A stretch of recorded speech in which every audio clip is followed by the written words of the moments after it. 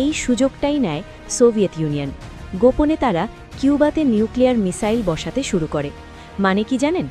Cuba থেকে ছোড়া missile মাত্র 5 মিনিটে আমেরিকায় পৌঁছে যাবে। একদিন আমেরিকার গুপ্তচর বিমান কিউবার ওপর দিয়ে উড়ে ছবি তোলে, আর সেই ছবিতে দেখা যায় নিউক্লিয়ার মিসাইল, লঞ্চ প্যাড, পুরো যুদ্ধের প্রস্তুতি। এই খবর পৌঁছায় আমেরিকার প্রেসিডেন্ট জন এফ কেনেডির কাছে। ওই মুহূর্তে আমেরিকার সামনে দুইটা রাস্তা ছিল: এক, কিউবায় হামলা; দুই, সোভিয়েত ইউনিয়নের সাথে সরাসরি যুদ্ধ। দুটো মানেই নিউক্লিয়ার যুদ্ধ, পৃথিবী যুদ্ধের একদম কিনারায়।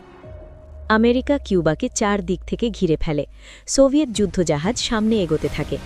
দুপক্ষের সেনা launch ready, finger on trigger. একটা ছোট ভুল, একটা ভুল বোঝাবুঝি পৃথিবীর শেষ ডেকে আনতে পারত। আর ঠিক এই সময়েই আসে ইতিহাসের